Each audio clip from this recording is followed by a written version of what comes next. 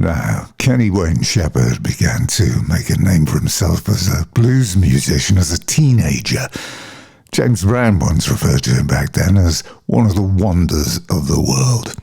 In 1998, he released the seminal Trouble Is album, which almost overnight turned him into a global star. Now, 25 years on, the anniversary reworking of this album is about to be released. It's out on December the 2nd, and along with the album comes the making of DVD and a live show filmed at the Strand Theatre in his hometown of Shreveport, Louisiana. Now, I met up with Kenny the other day, who remains one of the most humble and down-to-earth people that you're likely to meet in the music industry. And we look back at his life and what to expect from this new release. But first, here's a reminder of how good the album is. You've had quite a remarkable life because music has been central to literally everything that you've done since you could walk and talk. I mean, most kids or toddlers were just about working out how to work a knife and fork or watching a cartoon, and you get the experience of the sight and sound of Muddy Waters and John Lee Hooker when you're just 3 years of age. Yeah, that was I look back on that, and if I trace back my life's experience through music from the current present moment, all the way back to my very first musical experiences, then we find that, one of my first, if not my first concert that I ever attended to, that my father took me to, was to see Muddy Waters and John Lee Hooker. So if you take that into consideration and you see where I've ended up today, musically, it all kind of makes sense. It must have been a defining moment. Shreveport, which is where you originate from, has got plenty of musical roots. Some of your heroes originate from here. Leadbelly, for a start, Hank Williams. And I also found that Elvis Presley made his broadcast debut there. And your local radio station was said to be the very first that ever featured Elvis Presley on radio. Yeah, KWKH. And that show was called the Louisiana Hayride. And it was called the Cradle to the Stars. It was very similar to like the Grand Ole Opry, but it was like I think it was a weekly AM radio broadcast, and it was like a revolving, lineup, and they would have a number of different artists that would come up on the stage and perform one or two songs, and Elvis Presley got his start there and was discovered there by Colonel Tom Parker, and the show was performed every week at the Municipal Auditorium in downtown Shreveport, which actually is in a neighborhood that's called Ledbetter Heights now, which is also coincidentally what I named my very first record. You've got, of course, your grandmother to thank for putting this guitar in your hand when she cashed in those savings stamps to buy your plastic guitar, I think it was, with nylon strings. What do you think she saw in you at that age? And she thought, hey, this is the thing I should be doing here. Well, I'm not sure. I'm not sure if she saw something or if it was me kind of being, drawn to the instrument and begging her to get me a guitar. And it might have been a little bit of both, but certainly, her buying me those first few guitars, through that catalog, the S&H Green Stamps catalog. These were little toy acoustic guitars that had nylon strings on them, but you could play notes on them. You could really actually, I learned how to play Smoke on the Water on this thing, and my first few songs were learned on those guitars, and I think that was certainly an important experience for me. As Stevie Ray Vaughan, the meeting and seeing him was the moment, the light bulb moment, the epiphany, if you like, for you, when you decided the guitar was your future. Again, you're very young, 7 years of age when you're sat on his amp case. Now, you remained friends as well, didn't you? He autographed a Stratocaster for you with that very personal message to Kenny, just play it with your heart. Yes, and frankly, that's advice that I have taken forward throughout my entire career. And that every night that I walk on stage, every time that I pick up the instrument, that's what I try and do. And that's been my approach to making music, is to just play it straight from the heart and to try and make people feel something through the music, you know. And sometimes it might be considered a less technical approach, but you know, to me, my heroes, you know, people like Stevie and Jimi Hendrix and BB King and Albert King and Albert Collins and all of these guys. I mean, when I listen to their music and I feel something stirred up inside of me, it's not because they're playing this flurry of notes, you know, it's because they played, you know, this one lick or this one note and just put their whole entire heart and soul into it, and it stirred something up in me. And that's, you know, when I feel moved like that, that's how I want to make other people feel when they listen to me. So, whilst all the other kids are doing what kids did as teenagers, you're watching VHS tapes, listening to the blues legends, B.B. King, Stevie Ray Vaughan, Led Belly, Hendrix, etc. Was it true that you used to listen to Muddy Waters' Hard Again album every day en route to school? I did. I put that CD in the CD player in the car every morning on the way to middle school, and probably sixth, seventh, and eighth grade. And you know, I'll still listen to that record on a regular basis today. It's one of my favorite albums, not just blues albums, but just one of my favorite albums of all time. It's just such an incredible recording. You can hear, you know, the authenticity, the fun that they're having in the studio. They're just playing that stuff live. You got Johnny Winter producing the record, playing guitar on it. An amazing cast of characters, you know, Pinetop Perkins on keyboard, on piano, Willie Big Eye Smith on drums, Bob Margolin on rhythm guitar, James Cotton on harmonica. I think Calvin Fudge Jones was playing bass. I mean, just an all-star blues lineup, and an incredible record.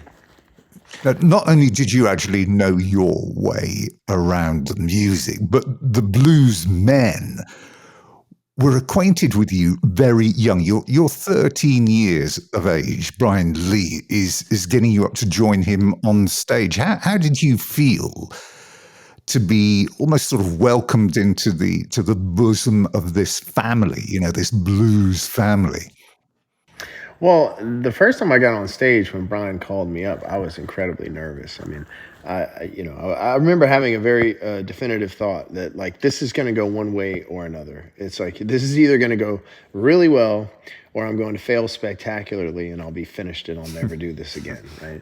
And thankfully, it went really well, and I got my first standing ovations, and I got the confidence that night to move forward with performing, you know, which was a whole new thing for me at that time.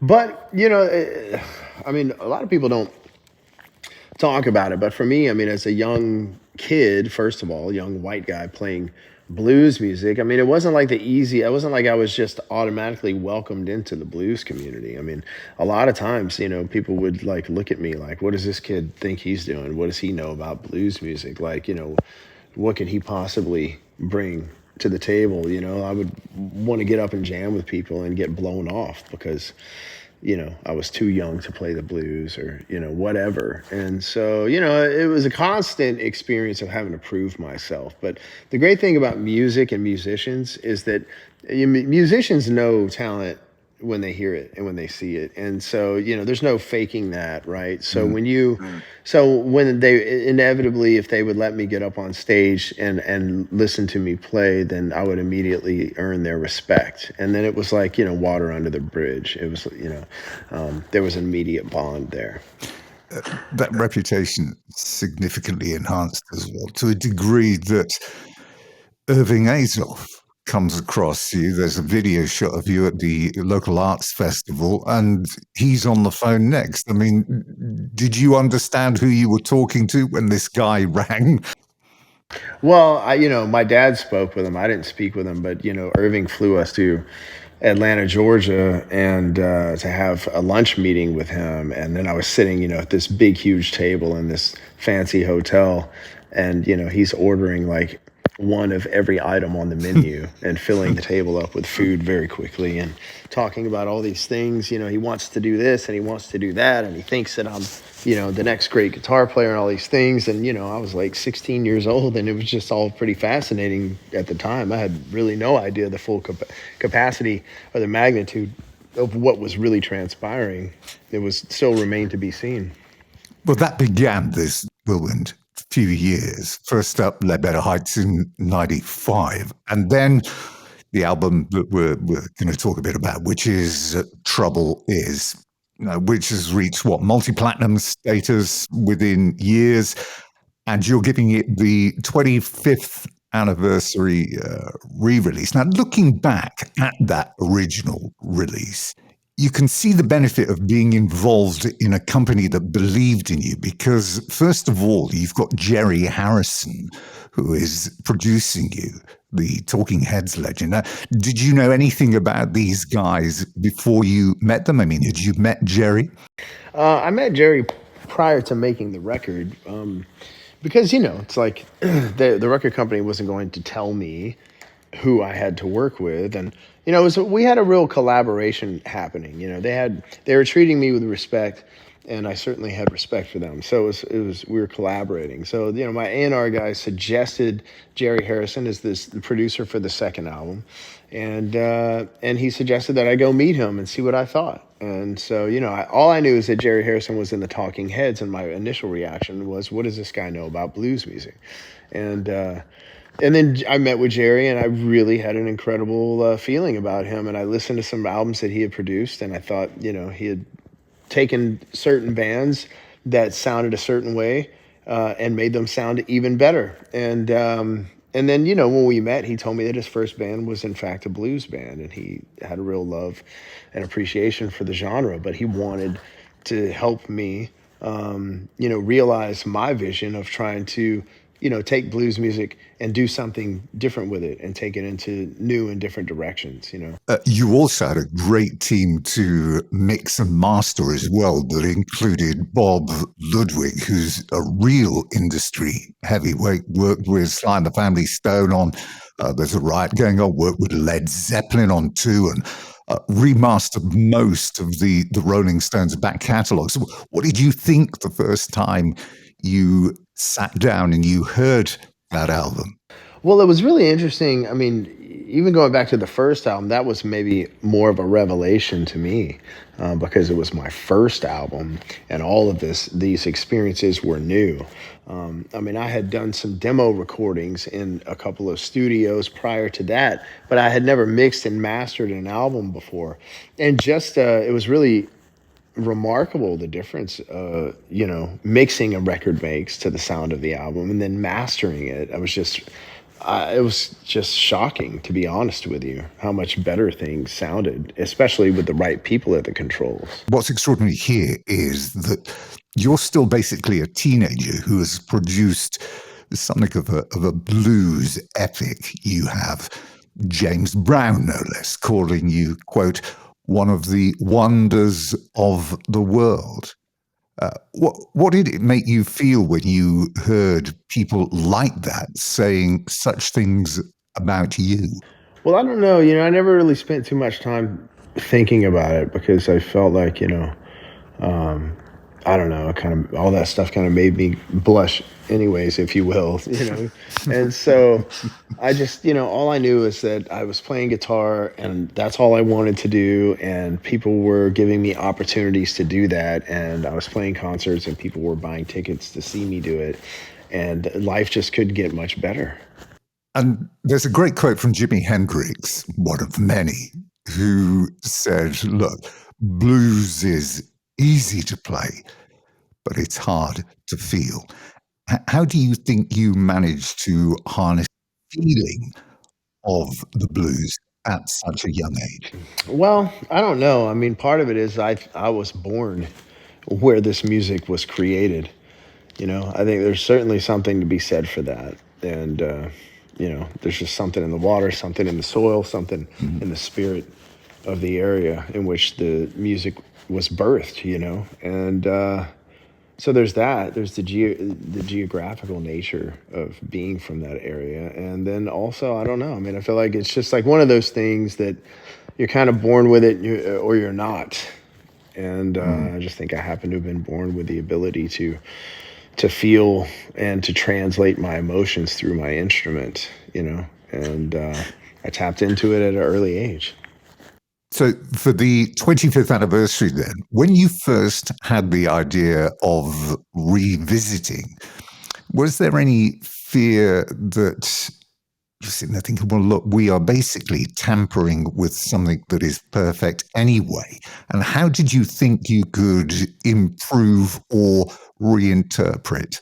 Well, so we did two versions of it, but we only released one. And so it became, which version do we actually put out? And so my approach in the studio was, one version was going to be an authentic, not reproduction, but a real faithful reinterpretation of the original album. And then the second approach was going to be, let's play the songs the way we play them live after having played them for 25 years, because inevitably they kind of evolve and things change, and Noah sings some things different. Maybe I change the guitar solo parts, the drums, Chris is playing, harder, and, whatever. So we had these two versions, and then I had to make a decision which one we're actually going to finish and release. And it became apparent to me on Blue on Black, because when I listened to the live version of Blue on Black and I compared it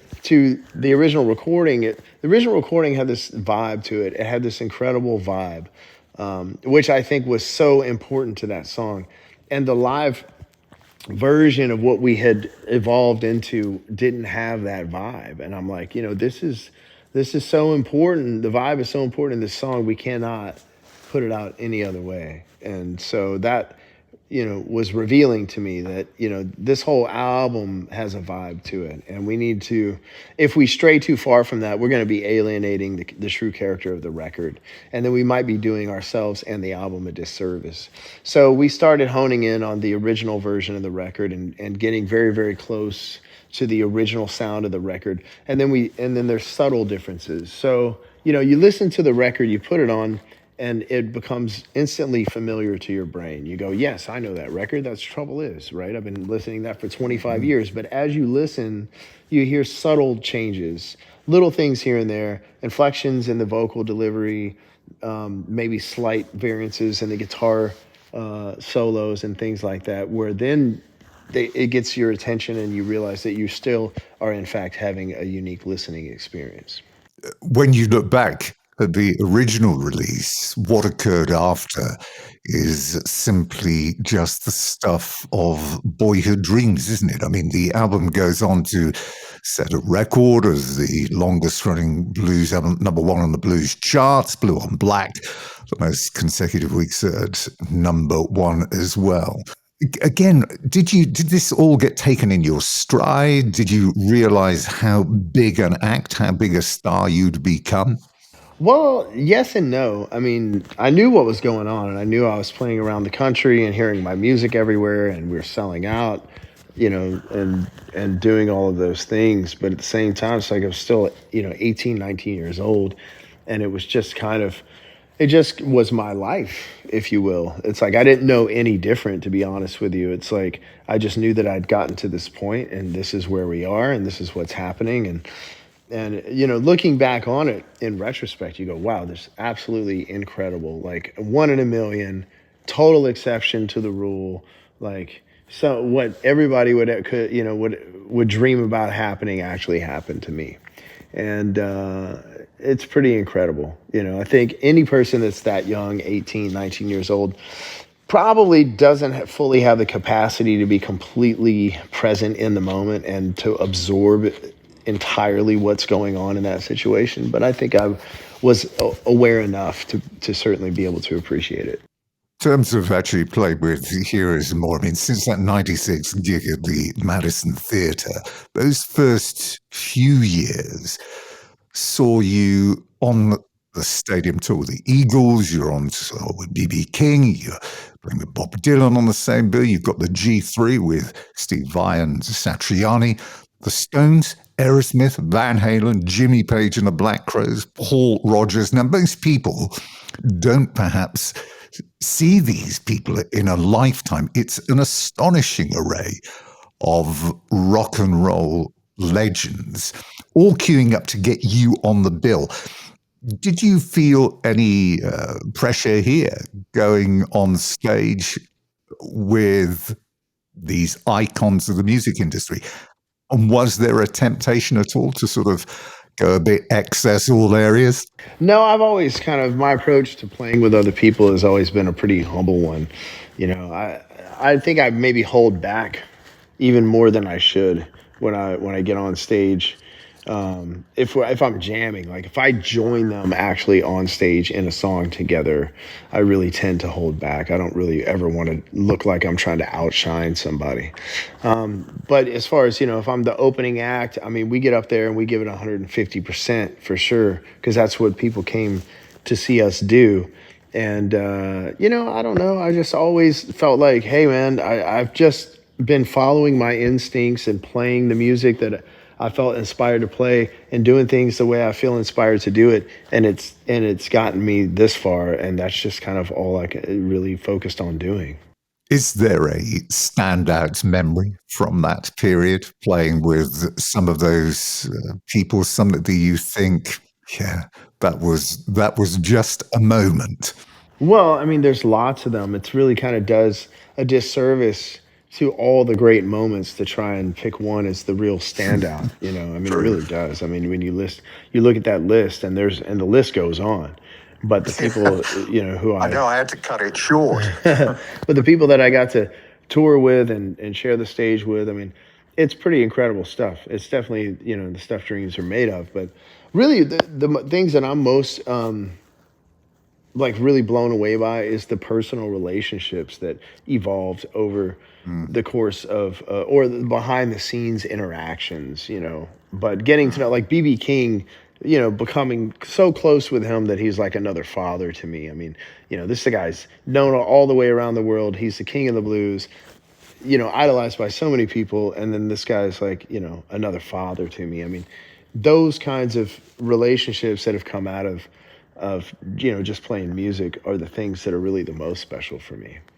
When you look back at the inspiration you took from your family, your father, who worked with the radio station and as a promoter initially, you've got 6 children, great family. Have any of your children shown an interest in joining you or becoming involved in a career in the music industry? And have you tried to encourage it? Well, I ever so slightly encourage it, but nobody ever forced me to play guitar. Nobody ever told me to play guitar.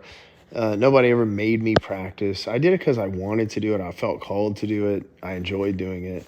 So there's no shortage of instruments around my house, and my kids are absolutely, every single one of them has proven themselves to be musical people. So I'm just kind of waiting to see if they choose to do anything with it or what they choose to do with it. And absolutely, I would support them in that. I mean, I would hope that at least one of them might choose, to go down that path, because I mean, I see a tremendous amount of musical talent in all of them.